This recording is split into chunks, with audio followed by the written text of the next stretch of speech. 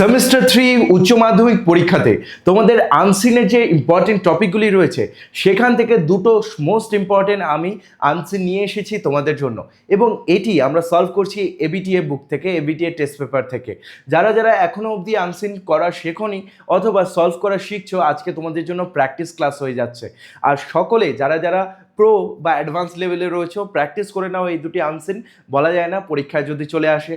তো এখানে দেখতে পাচ্ছ তোমাদের সামনে একটি আনসিন রয়েছে যেটা এবিটি এর 67 পেজ থেকে নেওয়া হয়েছে। এখানে দুটি আনসিন আমি আজকে করাবো, আরেকটি রয়েছে 80 পেজের। তো এখানে দেখতে পাচ্ছ প্যারাগ্রাফটি দেওয়া রয়েছে, তার নিচে আমি বাংলা মানিটিও দিয়েছি। সঙ্গে তোমাদের এখানে একদিকে টেক্সট থাকছে আর একদিকে কোশ্চেন থাকছে।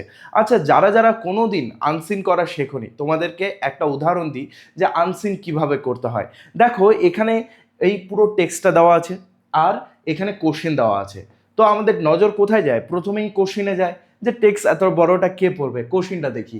The presence of H5N1 virus confirmed on, মানে অস্তিত্ব, এই যে H5N1 ভাইরাসের অস্তিত্বটা কবে জানানো হয়েছে। আচ্ছা খুঁজো তো এখানে কোথাও কোনো H5N1 আছে নাকি? এই যে এখানে আছে, তাই না? তারপর কোথায় আছে দেখো তো, এই যে the presence of H5N1 virus কত তারিখে লেখা আছে? জানুয়ারি 1। আচ্ছা খুঁজো তো এখানে আর কোনো তারিখ আছে নাকি? এই পুরো টেক্সটের মধ্যে আর কোনো তারিখ নেই, তাহলে বোঝাই যাচ্ছে যে 1 জানুয়ারি এটাই অ্যান্সার হয়ে যাবে। তো এভাবে করে কিন্তু খুবই সহজে তুমি আনসিন ক্লাসগুলো করতে পারবে। কিন্তু যেহেতু তুমি এখানে আমার সঙ্গে আনসিন করছো, তাই তোমাদেরকে প্রথমে আমি বাংলা মানেটি বুঝিয়ে দেবো, তাহলে সবার পক্ষে সুবিধা হবে। যদি পরীক্ষায় বাংলা মানে বুঝতে না পারো, বাংলা মানে ছাড়াও তোমরা কিন্তু আনসিন সলভ করতে পারবে, দেখিয়ে দিলাম কিভাবে। আচ্ছা, এটা একটা রিপোর্ট রাইটিং। রিপোর্ট মানে ঘটনা, রিপোর্ট দেওয়া হয়েছে, সেখান থেকে আনসিন দেওয়া হয়েছে, মানে এখান থেকে খুঁজে খুঁজে লিখতে হবে।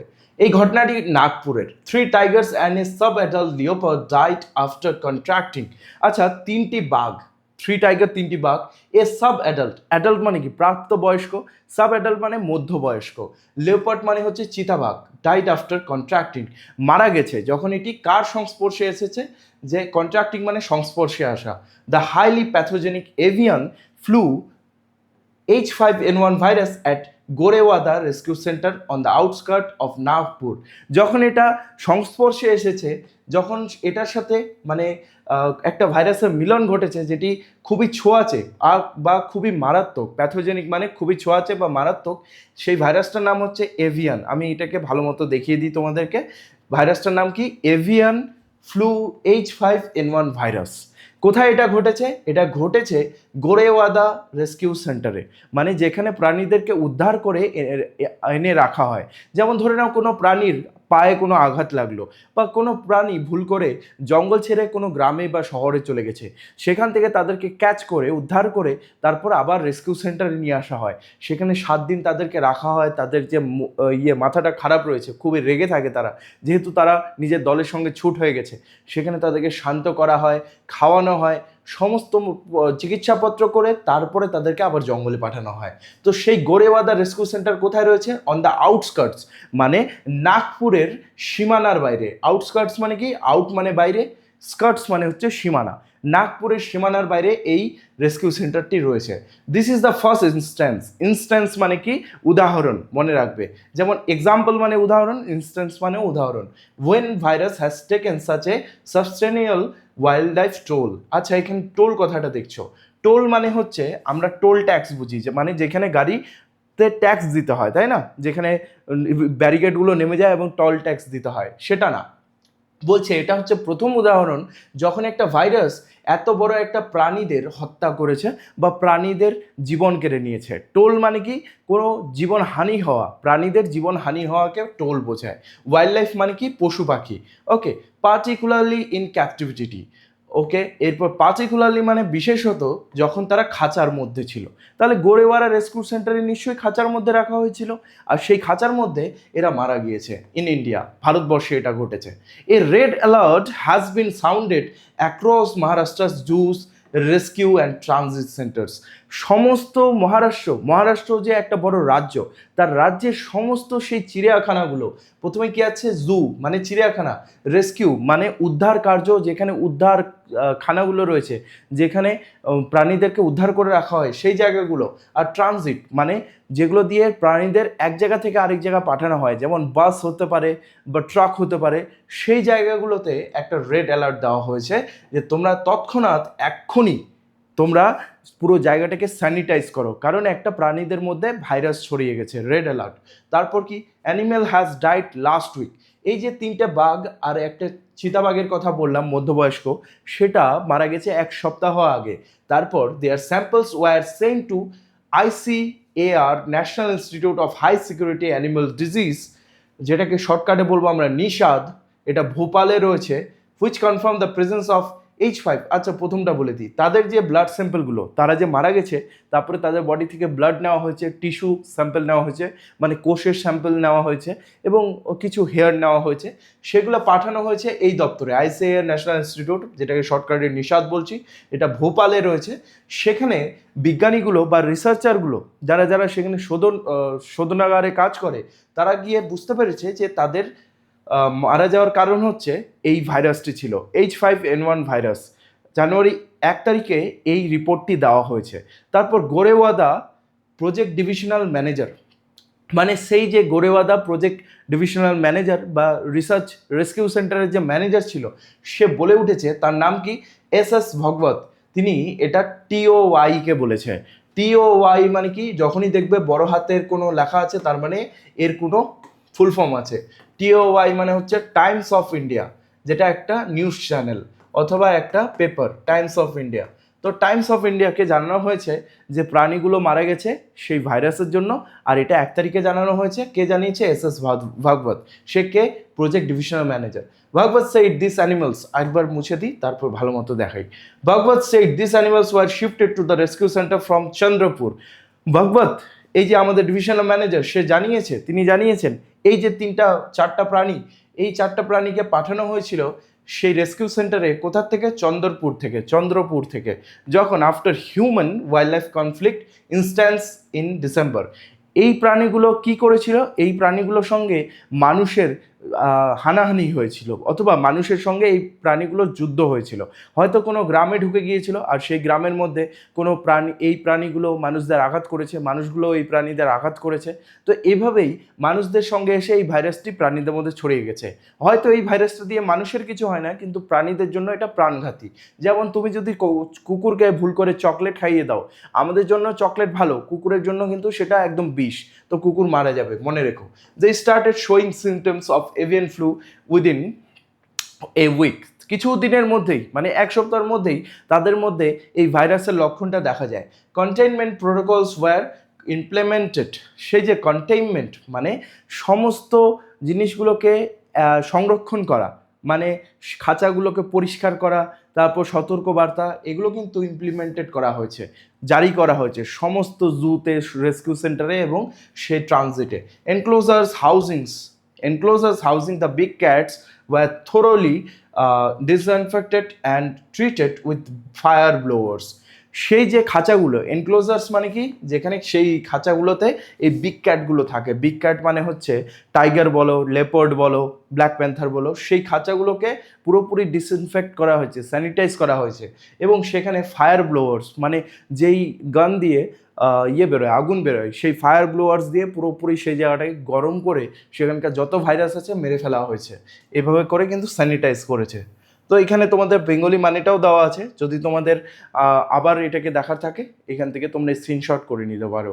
এরপরে আমরা আসি, দেখো প্রথমেই আমরা আসি টোল কথাটা। আমি তোমাদেরকে বললাম টোল কথা মানে টোল ট্যাক্স নয়, এখানে বোঝাচ্ছে যে প্রাণঘাতী বা মারা যাওয়া, প্রাণের চলে যাওয়া, এটাকে বোঝায়। তো প্রথমেই বোঝাচ্ছে কাইন্ড অফ ট্যাক্স, না ট্যাক্স বোঝাচ্ছে না এখানে, যদিও টোল মানে ট্যাক্সই বোঝায়, কিন্তু এখানে না। ওকে, অ্যান ইনস্ট্রুমেন্ট, না ইনস্ট্রুমেন্ট মানে বাদ্যযন্ত্র, কোনো গিটার হতে পারে, পিয়ানো, একদমই না। এই huge number of casualty, yes this one is the answer. Okay, casualty মানে কি? ক্যাজুয়ালিটি মানে প্রাণ চলে যাওয়া, একদম বহু সংখ্যক প্রাণ চলে যাওয়া, এটাকে বোঝানো হয়েছে। ওকে, তো টোল মানে হচ্ছে এই ভাইরাসটি অনেক প্রাণ নিয়েছে। তারপর কি?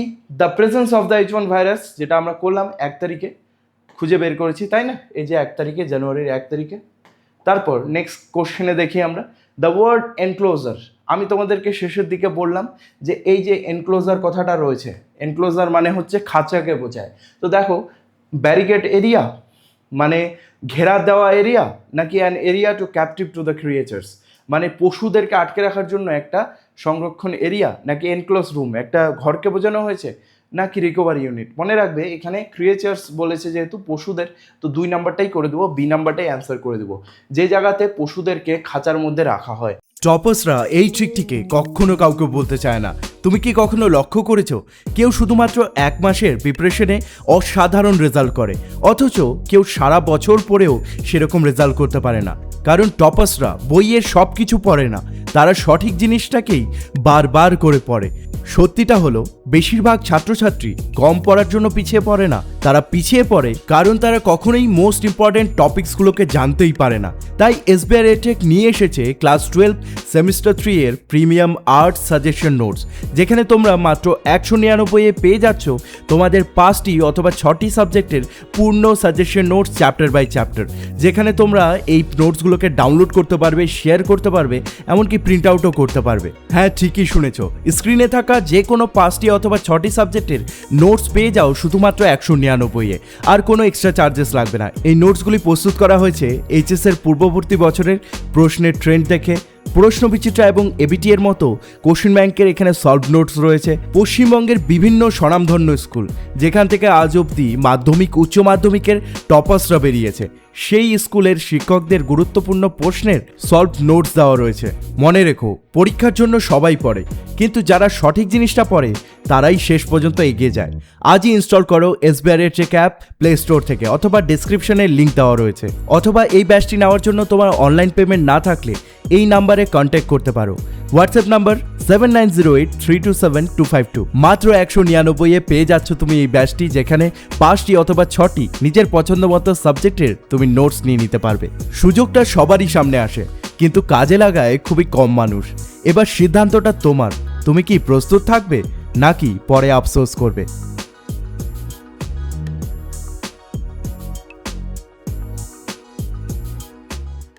ওকে, সেটাকে এনক্লোজার বলে। এরপরে the above passage was published in, এটা কোথায় পাবলিশ হয়েছে? যেহেতু আমরা পেয়েছি TOI, তার মানে টাইমস অফ ইন্ডিয়া, ঠিক আছে? T for Times, O for of, I for India. Okay, এটা টাইমস অফ ইন্ডিয়াতে এসেছে। রেড অ্যালার্ট কোথায় দেওয়া হয়েছে? রেড অ্যালার্ট, আচ্ছা, রেড অ্যালার্ট কেন দেওয়া হয়েছে? মেক পিপল অ্যাওয়ার, মানুষদেরকে সতর্ক করার জন্য? না, সমস্ত মানুষকে সতর্ক করার জন্য এটা দেওয়া হয়নি। অ্যালার্ম অ্যাবাউট ইম্পেন্ডিং ডেঞ্জার, মানে কোনো একটা ডেঞ্জার আসতে পারে সেটার জন্য সতর্কবার্তা হতে পারে। সাম প্রিকশনস, মানে একটু সতর্ক হওয়ার জন্য, নাকি গিভ এ মেসেজ, কোনো মেসেজ দেওয়ার জন্য তো রেড অ্যালার্ট দেওয়া হয় না।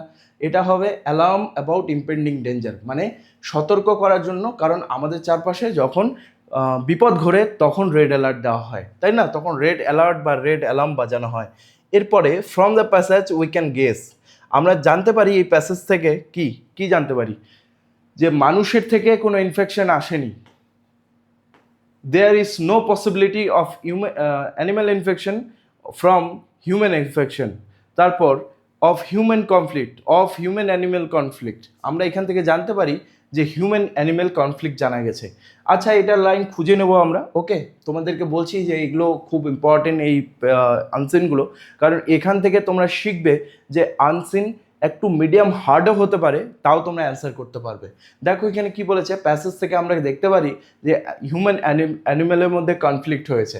তো ওপরে দেখো যে এখানে আমি কোথায় যেন দেখিয়েছিলাম যে এই অ্যানিমেলগুলো হিউম্যান ওয়াইল্ড লাইফ কনফ্লিক্ট, মানে ঝগড়া, বিবাদ হিউম্যান আর সেই পশুদের মধ্যে মারামারির মতো হয়েছিল, ঠিক আছে? তার জন্য এই ভাইরাসটি তাদের মধ্যে গিয়েছে। এরপর 37 নম্বর, the phrase on the outskirt বলতে কি? আউট মানে বোঝায় বাইরে, স্কার্ট মানে সীমানা, তো ইন দ্য আউটসাইড মানে বাইরে বোঝায়, হতে পারে ফার ফ্রম দ্য লোকালিটি, যে বসতি থেকে অনেক দূরে হতে পারে। এই দুটোই অ্যান্সার হতে পারে। ক্লোজেস্ট টু দ্য ফরেস্ট, না, ফরেস্টের কাছাকাছি, একদমই না। দেখো তোমাদের গ্রামের বাইরে যদি আমি বলি, গ্রামের সীমানার বাইরেকে বোঝায় বা বাইরেকে বোঝায়, কিন্তু তোমার বাইরের গ্রামের বাইরে নদীও থাকতে পারে, পাহাড়ও থাকতে পারে, ফরেস্টই থাকতে হবে এমন কোনো মানে নেই। Close to the main area, একদমই না, মেন এরিয়ার একদম পাশে বলেছে। তো এখানে এ আর বি দুটোই সঠিক মনে হচ্ছে, কিন্তু তোমাদের একদম যদি অ্যাকুরেট মনে হয় তাহলে বি নাম্বারটা করবে, ফার ফ্রম দ্য লোকালিটি। এরপর the world of animals is defined the world. আচ্ছা, যেখানে পশু জগৎকে কি বলা হয়? পশু জগৎকে কিন্তু জু বলা হয় না। দেখো পশুদেরকে আমরা কি চিড়িয়াখানাতেই দেখতে পাই? না, পশুদের জগৎকে বলা হয় ওয়াইল্ড লাইফ, তাই না? পশুদের জগৎকে বলা হয় ওয়াইল্ড লাইফ। জু তো চিড়িয়াখানা যেখানে আটকে রাখা হয়, পশুদের জগৎকে বলা হয় ওয়াইল্ড লাইফ। এরপরে নেক্সট কোশ্চেনে আসি আমরা, যেখানে আমরা দেখতে পাচ্ছি human wild life conflict means. আচ্ছা, মানুষ এবং পশুদের মধ্যে সংঘাত বা মারামারিকে কি বোঝানো হয়েছে?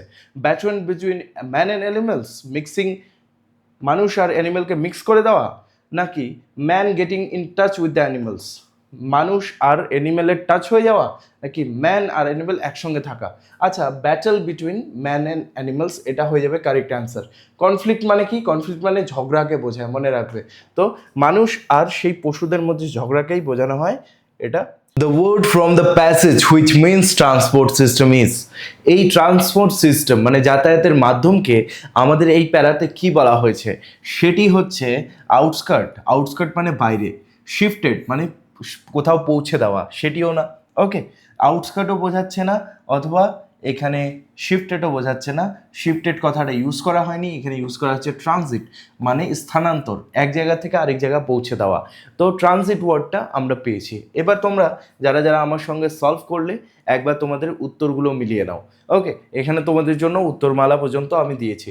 নেক্সট কোশ্চেনে আসছি আমরা, যেখানে আমরা আরেকটি এবিটি এর সেই আনসিন করে নেব। বলেছিলাম তোমাদেরকে এই ক্লাসে দুটি আনসিন আমি করাবো, সেই কথা মতো এবিটি এর পৃষ্ঠা 80 এবং 81, যেখানে Swami Vivekananda once speaking in America. Swami Vivekananda এক সময় আমেরিকায় ভাষণ দিচ্ছিলেন। Told of a young man who came to a religious teacher, সেখানে একটা যুবকের কথা বলেছে, ইয়ং ম্যান, যে একটা ধার্মিক গুরুর কাছে এসেছিল। ওকে, রিলিজিয়াস মানে ধার্মিক। Said that he wanted to find god, সেই যুবকটি আসলে ভগবানকে খুঁজছিল, ঈশ্বরকে খুঁজছিল। তাহলে আমরা এখানে স্বামী বিবেকানন্দর ব্যাপারে জানতে পারলাম। স্বামী বিবেকানন্দ একটি ভাষণে বলছিল যে একটি কাহিনী শুনিয়েছে, যেখানে একটা ছেলে একটা ধার্মিক গুরুর কাছে এসেছে এবং সেখানে এসে জিজ্ঞেস করেছে আমি ভগবানকে খুঁজছি। তারপর দ্য সেজ মানে হচ্ছে সেই ধার্মিক মানুষটি অথবা সেই ধার্মিক গুরুটি বা সাধুটি স্মাইল্ড, হেসেছিল, অ্যান্ড সেইড নাথিং, সেবারের মতো সেই গুরুটি বা সাধুটি সেই ছেলেকে কোনো উত্তর দেয়নি। The young man return time after time, সেই গুরুর কাছে সেই যুবকটি বারবার এসেছে। এভার রিপিটিং হিজ ডিজায়ার, বারবার তার মনের ইচ্ছা বলেছে।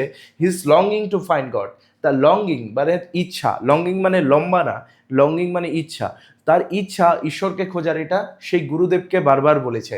After many days the sage told him to accompany him, অনেকদিন পর সেই যে সাধু, সেজ মানে কি সাধু, তিনি বলেছেন আমার সঙ্গে আসো। অ্যাকম্পানি মানে কি সাথ দেওয়া, আমার সঙ্গে আসো। As he went to the river to take his morning bath, যখন সাধুটি সকালবেলা সেই নদীতে যাচ্ছিল, নদীতে যাওয়ার সময় বলল সেই যুবককে যে আমার সঙ্গে চলো। And when both were in the river, যখন দুজনই সেই নদীর পাশে পৌঁছলো, নদীতে পৌঁছলো, the sage took hold of the young man and plunged him under the surface of the water, যখন যুবকটি এলো তখন সাধুটি তার মাথাটি ধরে জলের নিচে ডুবিয়ে দিল। ওকে, প্লাঞ্জ মানে কি ডুবিয়ে দেওয়া, সারফেস অফ দ্য ওয়াটার মানে জলের তলায়, তারপর মানে জলের উপরিভাগের তলায় ঢুকিয়ে দিল। ওকে, হেল্ড হিম দেয়ার, তারপর সাধুটি সেই যুবকের মাথাটি জলের নিচে ধরে রাখলো। The young man struggled and struggle, ছেলেটি ছটফট করছিল উঠার জন্য, ঠিক আছে, সাধুটি জোরে চেপে রেখেছে জলের নিচে, কিন্তু ছেলেটি ছটফট করছিল। Through shake off his hold, সে চেষ্টা করছিল যাতে সাধুটি তাকে ছেড়ে দেয়। Okay, finally the sage raised him out of the water, শেষমেশ সেই সাধুটি তাকে জল থেকে বের করে নিয়ে আসলো। And asked, my son, what did you long for most when under water, তখন সাধুটি বলে উঠল, আমার বৎস, বলো তুমি যখন জলের তলায় ছিলে তখন তুমি কি খুঁজছিলে? তারপর ছেলেটি বলে উঠল, এ breadth of year gaps the youth. আচ্ছা, এটি লাইন আর এটি লাইন একই আছে, হ্যাঁ, তো এই নিচেরটা বলছি আমি, এ breadth of water gaps the youth. Gaps মানে কি? গ্যাপস মানে পুরো একটা শ্বাস নিয়ে, এতক্ষণ ধরে তো শ্বাস নিতে পারেনি, তো এইভাবে শ্বাস নিয়ে বললো আমি বাতাস খুঁজছিলাম, যে জলের তলায় কোনো রকম করে যদি আমি বাতাস নিতে পারতাম, নিঃশ্বাস নিতে পারতাম। Thus would be the disciple long after God if he would find him। বলছে একজন শিষ্য যে ভগবানকে খুঁজতে চায় তাকে এভাবেই খুঁজতে হবে, এতটাই মানে তীব্রভাবে তার ভগবানকে খোঁজা উচিত। If you have this long after God, তোমার যদি ভগবানের প্রতি এই রকমই বাসনা থাকে যে যতটা তুমি জলের তলায় সেই বায়ুকে খুঁজেছিলে, তাহলে verily he shall be found by you, তাহলে ভগবান তোমার দ্বারা খোঁজা যাবে, মানে তুমি ভগবানকে খুঁজে পাবে। সেইড দ্য সেজ, এই সাধুটি এই কথাটি শেষে সেই যুবককে বলেছিল। তো স্বামী বিবেকানন্দর এই ভাষণটি আমরা শুনলাম, কোথায় বলেছিল? আমেরিকাতে। পুরোটা দেখে নাও, বাংলা মানেটা পারলে স্ক্রিনশট করে নিও। Swami Vivekananda was once speaking in, কোথায় তিনি ভাষণ দিচ্ছিলেন? ইউকে, মানে হচ্ছে তিনি ইউনাইটেড কিংডম, ইংল্যান্ডে না, ইউপি উত্তরপ্রদেশে না, এখানে ইউএস এর কথা বলা হয়েছে। ইউএসএ মানে হচ্ছে আমেরিকাতে, ঠিক আছে, ইউনাইটেড স্টেটস অফ আমেরিকা। তারপর বলেছে the young man went to the religious teacher know how he could find, সে কি খুঁজছিল? ঘোস্ট? একদমই না। গড? ইয়েস, সে ঈশ্বর খুঁজছিল। গডেস মানে দেবীকে খুঁজছিল? না। জায়েন্ট মানে দৈত্যকে খুঁজছিল? না, সে গড খুঁজছিল, বি নাম্বারটা। এরপরে what did the religious teacher do when approach for the first time, সেই ধার্মিক গুরুটি সে কি করেছিল? বৎসটিকে কি কোনো রিপ্লাই দিয়েছিল? হি ক্রাইড বাট সেড নাথিং, সে কান্না করেছিল সেই সাধুটি? না। সে রেগে গিয়েছিল? Goat angry? না। হি লিসেন্ড অ্যান্ড সেড নাথিং, তিনি শুনেছিলেন এবং কোনো কথাই বলেননি, এটা সঠিক মনে হচ্ছে। He passed a smile but said nothing. আচ্ছা, আমাদের এই গল্পে বলা আছে তিনি প্রথমবার কি করেছিলেন? এই যে স্মাইল করেছিলেন অ্যান্ড সেড নাথিং, তাই ডি নাম্বারটা হয়ে যাবে কারেক্ট অ্যান্সার। আর সিটা যদিও সঠিক, কিন্তু এখানে যে স্মাইল কথাটা নেই, তার জন্য ডিটা করতে বাধ্য হলাম। এরপর the young man repeated his visit, young man বারবার সেখানে গিয়েছিল। কেন গিয়েছিল? To express to his desire to find god, তার ভগবানকে খোঁজার ইচ্ছা নিয়ে। ইয়েস, এটা হতে পারে। টু লঙ্গিং ফাইন্ড ঘোস্ট, ভূতকে খোঁজার জন্য? একদমই না। To set up his plan to find out huge money, অনেক টাকা খুঁজছিল? একদমই না। To plot his scheme to find out the image of God, ভগবানের ছবি খোঁজার জন্য? না, সে ভগবানের ছবি না, ভগবানকেই খুঁজছিল। তো এ নাম্বারটা হয়ে যাবে কারেক্ট অ্যান্সার। এরপরে আমরা নেক্সটে আসি। After many days the Sage asked the young man to go dash with him, সে কোথায় যেতে বলেছিল? এবার যারা যারা একদমই বোঝো না তারা খোঁজো, এই যে পন্ড কথাটা আছে কোথাও? পন্ড কথা কোথাও পাবে না। সি আছে কোথাও পাবে না। লেক আছে কোথাও পাবে না। এখানে একমাত্র তুই পাবা নদী কথাটা, রিভার কথাটা। যারা যারা পরীক্ষার মধ্যে এই বাংলা মানেগুলো পড়তে পারবে না তারা ওয়ার্ডগুলো খুঁজবে। যেমন এখানে দেখতে পাচ্ছ রিভার কথাটা আছে, তার মানে এটি কারেক্ট হয়ে যাবে, বাকি তিনটা তোমরা খুঁজে পাবা না। ওকে, এরপরে আমরা নেক্সট কোশ্চেনে আসি। The young man was plunged under the surface of the water, সেই যুবক মানুষটিকে জলের নিচে কে ডুবিয়েছিল? আমরা জানি হারমিট বলে কোনো কথা নেই এখানে, গড, ভগবান, সে ডুবিয়েছিল? একদমই না। সেজ, হ্যাঁ, সেই সাধুটি সে ডুবিয়েছিল। এবার যারা যারা একদমই মানে আনসিনে বাংলা মানে বুঝতে পারো না, তারা চেষ্টা করবে খোঁজার। এই যে সেজ took hold the young man plunge, এই প্লাঞ্চ কথাটার পাশে কি আছে? সেজ আছে না? গড কথা কোথাও দেখতে পাচ্ছ না? দেখতে পাচ্ছ না, তো সেজটাই হয়ে যাবে কারেক্ট অ্যান্সার। স্বামী কিন্তু কথাটা নেই, তো সেজ হয়ে গেল এটার correct answer. The young man tried his best to, সে কি করার চেষ্টা করছিল? ছাড়া পাওয়ার, সাবমার্জ, নাকি আরও ডুবে যাওয়ার? সে কি আরও ডুবে যাওয়ার চেষ্টা করছিল? না। ফ্লোট মানে ভেসে যাওয়ার? না। ডিপ, আরও ডুবার চেষ্টা করছিল? ডিপ মানে কি? ডুব দেওয়া। সে কি ডুব দেওয়ার চেষ্টা করছিল? না, সে গেট ফ্রি হওয়ার চেষ্টা করছিল, ছাড়া পাওয়ার চেষ্টা করছিল। এই যে to he struggle to shake off his hold, তার যে ধরা, সে যে সাধুটি ধরেছিল সেটা ছাড়ানোর চেষ্টা করছিল। শেক অফ মানে ছাড়ানোর চেষ্টা করা। ওকে, তো গেট ফ্রি হয়ে যাবে correct answer. 38 the Sage asked the young man after raising out of the water what he had. আচ্ছা, সেজ সাধুটি সেই যুবক মানুষটিকে জিজ্ঞেস করেছিল যে তুমি জলের নিচে যখন ছিলে তুমি কি চেয়েছিলে? Wanted most under the water, what he had wanted most under the water, সে জলের নিচে থাকার সময় কি চেয়েছিল, তাই না? ডান, জলের নিচে কি করেছিল শুনতে চেয়েছে? একদমই না। তারপর জলের নিচে কি দেখেছে? এটাও শুনতে চায়নি। জলের নিচে কি পেয়েছে সেটা শুনতে চেয়েছে না, সে কি চেয়েছিল সেটা শুনতে চেয়েছে, যে তুমি জলের নিচে কি জলের নিচে যখন ছিলে তুমি কি চেয়েছিলে? এই যে what did you long for মানে কি চাওয়া। ওই যে কথাটা বললাম প্রথমের দিকে, লঙ্গিং মানে লম্বা না, চাওয়া, ঠিক আছে? তো লং ফর মানে চাওয়া, মনে রাখবে, কোনো লম্বা বোঝায় না। The young man replied that he had long for most, কি সে চাচ্ছিল? সে, এই যে দেখতে পাচ্ছ, ব্রেথ অফ এয়ার, তো ব্রেথ কথাটা হয়ে যাবে পারফেক্ট অ্যান্সার। ফিশ, মাছ চাইছিল কি? একদমই না। তারপর লাস্ট কোশ্চেনে চলে আসি, whom according to the sage can young man find earnestly as he long for air when under the water. আচ্ছা, কার মতে whom according to the sage can the young man find as earnestly as, আচ্ছা, সেই যে জলের নিচে সে যে বাতাস খুঁজছিল, সেরকমভাবে কোন জিনিসটাকে খুঁজলে সে অবশ্যই পেয়ে যাবে? সেটা হচ্ছে গড। সে যদি গডকে ওভাবে খুঁজে তাহলে সে ওটা পেয়ে যাবে, ঠিক আছে? বাকি তিনটে কিন্তু বেঠিক। ওকে, তো এভাবেই আমরা করে নিলাম দুটো ইম্পর্টেন্ট আনসিন, এবং তোমরা দেখে নাও, এখানে মিলিয়ে নাও যারা যারা আমার সঙ্গে এগুলি করলে। তোমাদেরকে ধন্যবাদ আজকের এই ক্লাসটি করার জন্য। যারা যারা আমার এই ক্লাসগুলোকে ভালো লেগেছে, তোমাদেরকে বলে রাখি আমার একটি ব্যাচ রয়েছে যেখানে সাজেশন ব্যাচ, যেখানে তোমাদের এই সব সাবজেক্টগুলোর সাজেশন মাত্র 199 টাকা দেওয়া হচ্ছে। হ্যাঁ, আমি বলছি 5 থেকে 6টি সাবজেক্ট তোমার যা যা রয়েছে তুমি বা তোমার বন্ধু দুজনে মিলেই নিতে পারো এই ব্যাচটিকে, কারণ এই নোটগুলো তোমরা শেয়ার করতে পারবে। 199 টাকায় 5টি বা 6টি সমস্ত নোটস পেয়ে যাবে। সেখানে বাংলা, ইংরেজি, সংস্কৃত রয়েছে, ইতিহাস রয়েছে, ভূগোল রয়েছে, রাষ্ট্রবিজ্ঞান রয়েছে, শিক্ষাবিজ্ঞান মানে এডুকেশন, অর্থনীতি ইকোনমিক্স, পরিবেশ বিজ্ঞান মানে ইএনভিএস, দর্শন মানে ফিলসফি, সোশিওলজি সমাজতত্ত্ব, আর পুষ্টিবিজ্ঞান, এই সমস্ত সাবজেক্টগুলোর নোটস মাত্র পেয়ে যাচ্ছ তুমি 199 টাকায়।